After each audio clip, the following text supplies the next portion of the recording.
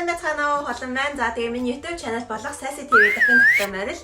За тэгээ өнөөдрийнхөө бичлэгээр би та бүхэнтэйгээ юуны талаар ярилцах вэ гэхээр би өмнөх нөгөө нэг одоо Солонгос нөгөө суралцах талаар бичлэг хийсэн байгаа штэ. За тэгээ тэрнээс үргэлжлүүлээд 2 дахь бүлэг буюу part 2 гэсэн шинэ сэдвээр одоо өнөөдөр ярилцах гэж байна. За тэгээд өмнөх нөгөө нэг бичлэгэн дээр би ер нь болохоор нөгөө Солонгост ямар сургууль байдгүй. За тэгээ тэр дундаас ямар сургуулийг одоо ингэ сонгох вэ? Үгүй бол нөгөө нэг хизээ бүртгэлтэн хилдэг вэ? Тийм гэсэн чи тиймэрхүү талаар одоо юм ярьсан бол өнөөдрийнхөө бичлэгэн дээр болохоор хүмүүс ийм маш их асуусан ямар бичвэрийн бүрдүүлэх вэ гэдэг одоо талаар ярилцсан. За тэгээд хүмүүс болохоор ер нь бол ихчээ ямар бичвэрийн бүрдүүлэх вэ? За тэгээд сургуультайгаа хэрхэн холбогдох вэ ч юм уу тиймэрхүү талаар их надаас бас асуулт асуусан байгаа. За тэгээд тэр асуултууд хариулаад тэгээд би энд нөгөө давхар нөгөө нэг ямар бичвэрийн бүрдүүлэх вэ гэдэг одоо тэр жагсаалтыг листийг гаргаад бичсэн байгаа. За тэгээд энэ листээ уншаад тэг эхнээс нь одоо нэгдүгээр бичвэрнээс эхлээд ярилцаад явах болно.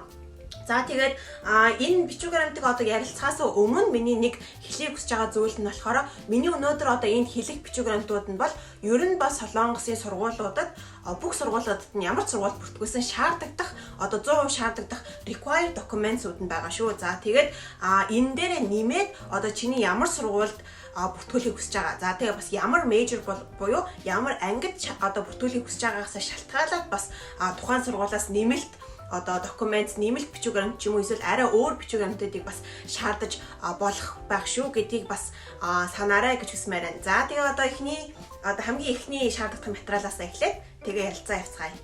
За одоо ингээ хамгийн эхнийхээ бичвэрнтаас эхлэе. За хамгийн эхний одоо шаардлагатай бичвэрнт нь болохоор application form байгаа. За application form-ны талаар миний одоо хэлхийг хүсэж байгаа юм нь болохоор application form нь сургууль бүрт өөрийн гэсэн өөр тусгай тэр нөгөө нэг application form-ийн формат нь байдаг. Тэгэхээр одоо ингээд яг тэр хүсэж байгаа сургууль орох гэж байгаа бүртгүүлэх гэж байгаа сургуулийнхаа вебсайт руу н ороод яг тэр сургуулийнхаа одоо тэмдэгтээ тэр сургуулийнхаа нэртэй application form-ыг татаж авах ёстой шүү. За тэгээд тэр application form-ыг яаж хаанаас олох болох вэ гэх юм бол өөрийнхөө одоо бүртгүүлэх гэж байгаа сургуулийнхаа вебсайт руу ороод бүртгүүлэх гэж байгаа анги руугаа ороод за тэгээд тэр ангийнхаа вебсайтын дотор нь орох юм бол admission гэсэн хэсэг байгаа. Admission гэсэн хэсэгтээ ороод тэгэнгүүт одоо тэр application form-ны чинь форматыг татаж авах тийм хэсэг байгаа. Тэрнээс одоо форматаа татаж аваад за тэгээд компьютер дээр даунлоод хийж авсныхаа дараа тайпинг хийж болно. За тэгээд application form-ууд нь ер нь бол ихэнх сургуулиуд Солонгос сургуульч гэсэн ихэнх сургуулиуд нь application form гадаад оюутнууд зориулсан байдаг учраас англи хэл дээр байдаг. Тэгэхээр ерөөдөө бол тэрийг англи хэлээр бүгдийг нь бүгэлчих боломжтой. За тэгээ application form дээр энэ бол дандаа айгүй тийм basic маягийн энгийн маягийн мэдээлэл за одоо чиний бүтэн нэртэй за тэгээд иргэншил за тэг ямар ангид орохыг хүсэж байгаа за тэг он сар өдөр ч юм уу те айгүй тийм энгийн тиймэрхүү мэдээлэл байдаг учраас тийм мэдээллүүдээ бөглөөд за тэгээ application form-ийн хамгийн доод хэсэгт нь одоо тэр application бүгсэн он сар өдөр за тэгээ гарын үсгээ бичээд тэгээд одоо илгээж болно гэсэн үг. Ерөнхийдөө application form бол ер нь бол бүрдүүлэх ёстой материалуудын хамгийн энгийн хамгийн амархан материал гэж ер нь бол хэлж байна. За тэгээ дараачийн бүрдүүлэх материал нь болохоор language proficiency score. За тэгээ энэ нь болохоор ер нь солонгос хэлний оноо үгүй бол англи хэлний оноо гэсэн үг. За тэгээд хүмүүс надаас маш их асуусан асуулт нь юу вэ гэхээр солонгос сурах гэж байгаа юм чи солонгос хэлний оноо заавал байх шаардлагатай юу? За тэгээд хэдий чинээний солонгос хэлний одоо оноо авч иж сургуультай одоо бүртгүүлээд тэнцэх магадлалтай вэ гэсэн асуултыг хүмүүс надад маш их асуусан. За тэгээ энэ асуултанд хариулт өгөхөд ер нь бол англи хэл чи өөрөө ер нь бол TOEFL, IBT ч юм уу, IELTS ч юм уу, TOEIC гэсэн одоо шалгалтууд байдаг штэ. Тэрнтэй адилхан Солонгост болохоор TOPIK гэсэн шалгалттай. За тэгээд одоо Солонгос TOPIK-ийн шалгалт нь английн одоо IBT шиг одоо ингээд нөгөө нэг 80, 90, 100 ч юм уу тийм оноогоор биш левелээр явдаг. За тэгээд тэр нь болохоор 1-ээс 6 дугаар левел хүртэл гэж байдаг. За тэгээд 1-ээс 6 дугаар левелтэй 1, 2, 3 дугаар левел нь бол ерөөдөө баг анх шатгээ болоо явчихдаг. За тэгээд 4 дугаар левелийг бол ер нь бол intermediate буюу дунд. За тэгээд 5 дугаар левелийг advanced, 6 дугаар левелийг professional буюу хамгийн одоо advanced хамгийн өндөр шат гэж явдаг. За тэгээд Солонгосын сургууль бүртгүүлэхэд бол ер нь бол TOPIK-ийн level 4 буюу түүнээс дээш одоо оноог одоо левелийг авч иж сургуультай тэнцэх магадлалтай гэсэн үг. За тэгвэл энэ миний хэлхийг хүсэж байгаа зүйл нь болохоор заавал Солонгос дээр сурна гэж бодоод заавалчгүй 100% солонгос хэлний оноотой байх бол ер нь шаардлагагүй.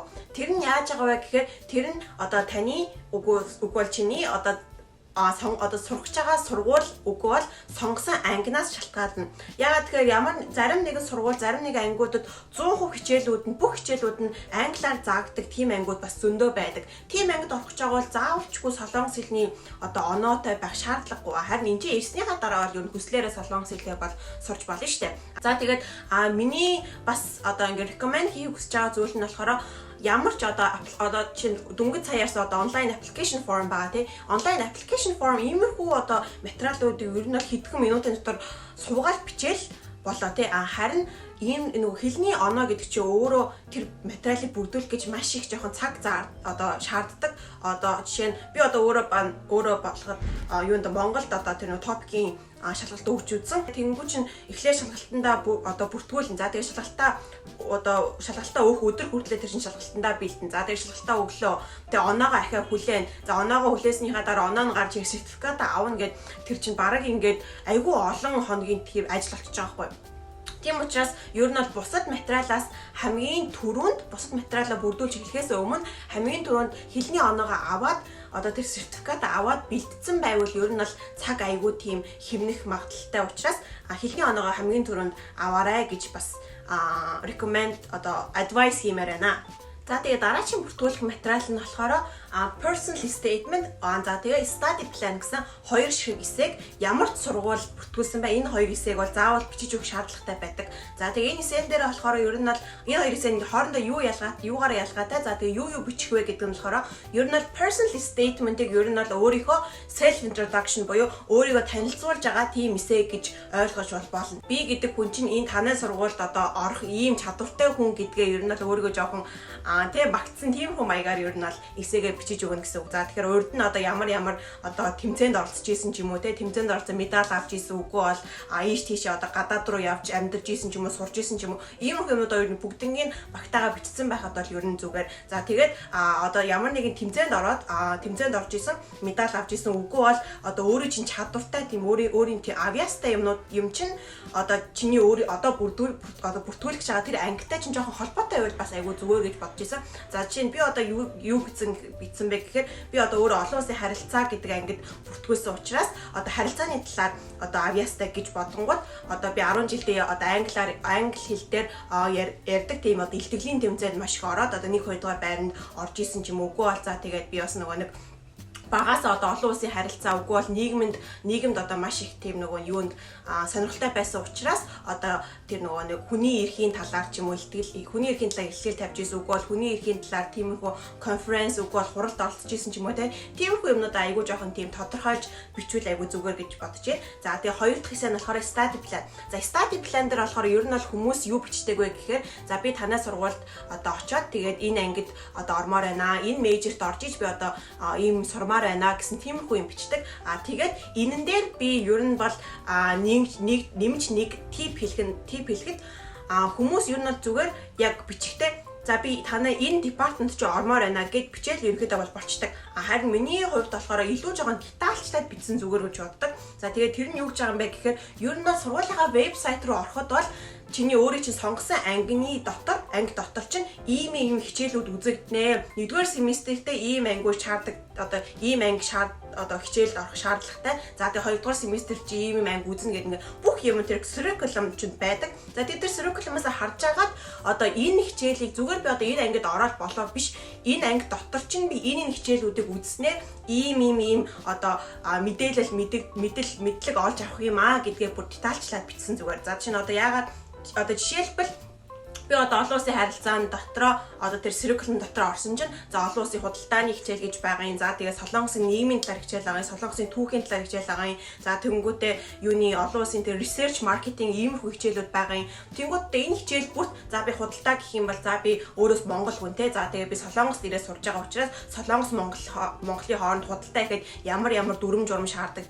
За тэгээ тэр нөгөө policy ч юм уу тиймэрхүү одоо мэдлийг олж авах юм байна. За тэгээ солонгосын одоо түүх нийгмийн хичээл сурах болоход бол би гадаад хүн Солонгос сурж байгаагийн улмаас одоо энэ сурж байгаагаа орныхаа талаар одоо илүү их одоо өргөн мэдээлэл олж авах юм ч юм уу тиймэрхүү бүр ингээд детальшаад ямар хичээл үзснээр одоо би ийм мэдлэгүүд олж авна гэдгээ илүү жоохон детальчлаад бас бичсэн айгүй зүгээр эд юм байлаа шүү. За тэгээ personal statement ч бай, study plan ч энэ хоёр хэсэг дээр хамгийн анхаарах зүйл нь бол хамгийн түрүүнд англиар бичиж байгаа бол англи хэлний дүрмөө ямар ч алдаагүйгээр бичих хэрэгтэй. За тэгээ хоёрдугаар бас ямар нэгэн одоо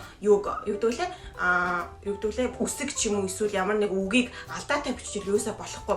Хичнээн тэр хүн одоо тэр бүртгүүлж байгаа хүн TOEFL-ийн оноо бүр амар өндөр оноотой бүртгүүлсэн ч гэсэн өгж байгаа эсээ нь бүр амар алдаатай ч юм уу тиймэрхүү байх юм бол ямар ч тийм хоорондоо зохицох юмгүй ironyтэй болчих байгаа байхгүй. Тийм учраас тэр одоо эсээгээ ер нь бол айгүй тийм сайн бичиж өгчиж тэтгэл авах ч юм уу үгүй бол сургуультай одоо тэнцэх магадлал чинь маш одоо өндөр болж ирнэ шүү гэдгийг бас хэлмээр байна.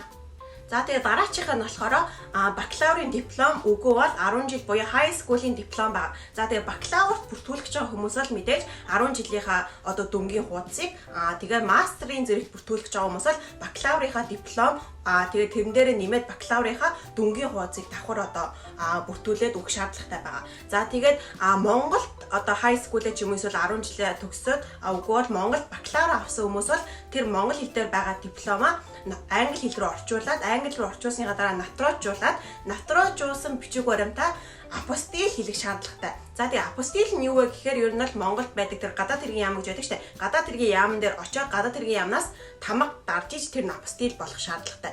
Айгүй олон хүмүүс тэр нөгөө зүгээр англиар орчуулаад натруужуулаад болчлоо гэж боддог. Харин тэр бичиг баримт чи одоо Солонгос ирэнгүүт одоо энэ бичиг баримтыг авч байгаа хүмүүс нь энэ одоо ийм нэртэй сургууль одоо Монголд байж ихнээсээ байдаг ч юм уу үгүй ч юм уу айгуу тийм мэддэхгүй шүү дээ. Тийм учраас тэр нөгөө нэг апостил гэдэг имийг заавал хийлэх шаардлагатай юм байлээ шүү. Тэрийг бас сайн анхаараарай гэж хүсмээр байна. За тэгээд би дөнгөж сая дараагийн болохоор тэр нөгөө нэг дараагийн бичиг баримтаа транскрипттэй. Транскрипт нь болохоор дөнгөж уудтай. Тэгэхээр ер нь бол бакалаврын тэр диплом тэгээд транскрипт хоёр чинь цуг явах шаардлагатай шүү гэдгийг бас хэлмээр байна. За тэгээд дараачих нь болохоор recommendation letter. За recommendation letter-ыг бол ер нь бол зарим сургуулиуд нэг ширхэг, зарим сургуулиуд хоёр ширхгийг шаарддаг. За тэгээ энэ recommendation letter-ыг хинээс авах вэ гэхээр за өмнө сурж ирсэн сургуулийнхаа профессор үгүй бол багш үгүй бол мастер бүртгүүлж байгаа хүмүүс бол ер нь бол бакалаврууд өгсчөөд жоох ажил хийж исэн хүмүүс байгаа тийм. Тэнгүү тийм хүмүүс бол одоо ажиллаж исэн одоо тэр нөгөө нэг компаниасаа захирлаасаа үгүй бол нөгөө team manager-ээс recommendation letter ч юм уу авах шаардлагатай. За тэгээ recommendation letter дээр нь ер нь бол одоо энэ хүн чинь ийм одоо хичээж ажилладаг, ийм hard working тийм хүн гэсэн жоох ер нь бол Магдалины үгс хийсэн тиймэрхүү recommendation letter-ыг авах шаардлагатай байгаамаа. За тэгээд дараачийн ярих байгаа бичиг баримтууд бол ерөөдөө айгүй энгийн. Би ер нь бол эхнээс нь зүгээр уншаа явчих. За нэгдүгээр password, мэдээж password. За тэгээд эцэг эхийн password. За тэгээд proof of family relationship буюу юуны одоо гэр бүлийнхаа харилцааг тодорхойлсон бичиг баримт. За тэгээд тэр нь юу гэхээр ер нь бол Монгол дээр төрсний гэрчлэгээ өгөөд тэгээ эцэгийнхаа пассворттай цуг өгнө гэсэн үг. За тэнгуү төрсний гэрчлэгээ чинь бас монгол хэл дээр байгаа учраас тэрийг бас нөгөө нэг орчуулаад натруужуулаад хийх шаардлагатай шүү дээ, тий.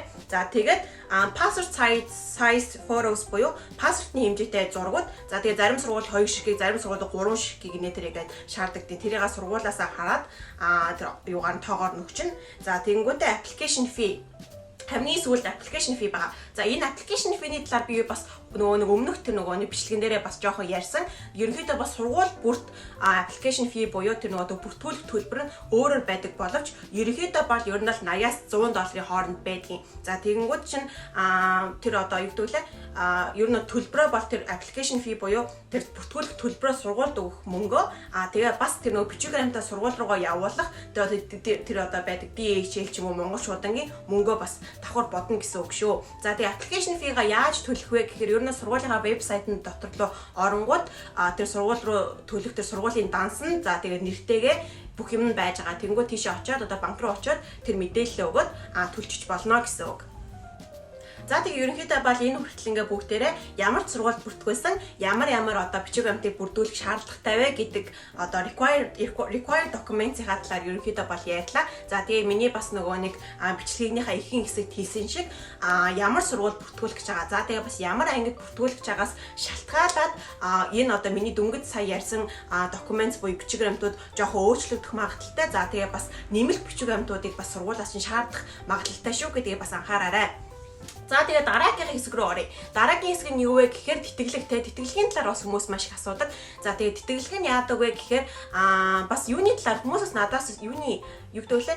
50-ны талаар бас асуусан байсан. Би эхний бичлэгэндээ нөгөө бакалавра 54 жил сурсан гэж хэлсэн шүү дээ. Тэнгүүд бас 50-нд бас нөгөө тэтгэлэг авах нь хэр байдیں۔ Инээ тэрэ гэж асуусан байсан. За ерөнхийдөө бол тэгээ 50 жил Солонгос чи хоёулаа Аз орн те. Ерөнхийдөө бол Аз орн учраас тэр GPA буюу тэр голч дүн нь 4.5 нь адилхан. За тэгээд хамгийн анх бүртгүүлэхдээ тэр чинь одоо тэр нөгөө дөнгөж сая миний ярьсан хэлний оноо. За тэгээд тэр нөгөө нэг урд нь сурж исэн сургуулиудын дүн. За тэгээд нөгөө personal statement, study plan эсээгээ бичиж өгж байгаагаас чинь ерөөдөө хамгийн их шалтгаалаад тэтгэлэг авах боломжтой. За тэгээд тэтгэлэг нь болохоор ерөөдөө бол 50%, үгүй бол 100% гэсэн байдлаар байдаг. За тэгээд хамгийн анх бүртгүүлэхдээ тэтгэлэг авсан энэ тэтгэлгээ чи 4 жил шууд авах ч юм уу, үгүй бол мастерт 2 жил шууд одоо тэр чигт нь авах гэж байгаа юм бол биш. Тэтгэлэг аваад очно. Тэ оцсон нь болохоор энэ тэтгэлэг чинь ерөнхийдөө яг тэр хамгийн эхний семестртээ л хамаарч байгаа. За эхний семестртээ очиод тэтгэлэгтэйгээ сурчлаа. За эхний семестрээ дууслаа. Тэр чинь эхний семестрт нөгөө нэг сурсан тэр хичээлүүдийг чинь голч дунд буюу GPA нь гарч ирнэ тэ. За тэгээд тэр GPA-с шалтгаалаад дараагийн семестртээ тийм тэтгэлгээ үргэлжлүүлэх үү, үгүй бол тэтгэлэг чинь цуцлагдах уу гэдэг нь одоо шалтгаална гэсэн. За тэгээд би дөнгөж сая ярьсан голч дүн нь Солонгос 50 жил 4.5 байдаг штэ. Дөнгөж 4.5 байдаг голч дүнгээс 4-өөс дээш гарч иж тэтгэлэг чинь дараагийн семестртээ үргэлжилнэ гэсэн үг. 4.4-өөс дээш гарч чадахгүй маа гэхэд ядаж 3.75-тай ч юм уу 3.80-тай байвал бас тэтгэлэг нь үргэлжлэх боломжтой гэсэн. За тэгэхээр ер нь бол анх сургуультай бүртгүүлэхдээ одоо бичиг баримтаас шалтгаалаад тэтгэлэг авсан ч гэсэн тэр нь шууд 4 жил ч юм уу шууд 2 жил явахгүй. Ирснийхаа дараа бас тэр нөө тэтгэлгээ байнгын өргөжлүүлж авахын тулд заавал тэр голч дүн буюу GPA семестр болгондоо сайн гарах ёстой шүү гэдгээ бас давхар анхаараарай гэж хүсмээр байна. За тэгээ би ерөнхийдөө бол өнөөдрийнхөө бичлэгээр та бүхэндээ одоо яг нөгөө нэг мэдээлэл өгье гэж хүсэж ирсэн юмнуудаа бол ерөнхийдөө бол ярьчихлаа. За тэгээд миний Sassy TV channel анх удаага ирж байгаа хүн үгүй бол энэ бичлэгийг хамгийн анх удаага үзэж байгаа хүмүүст зориулж хэлгээд Солонгос сурахын талаар илүү их мэдээлэл авах хүсэх юм бол миний өмнөх бичлэг буюу Солонгосын шилдэг их сургуульд сурсан туршлагаас гэдэг бичлэгийг бас үзээрэй гэж зөвлөмөр байна. За тэгээд энэ одоо миний бичлэг өнөөдөр та бүхэнд жоохон читган мэдээлэл болж чадсан бол мэдээж энэ бичлэгээ лайктараад миний channel subscribe хийгээрэй гэж хүсмээр байна. За тэгээд дараагийнхаа бичлэгээр та бүхэнтэйгээ дахин уулзцгаая. Баярлалаа.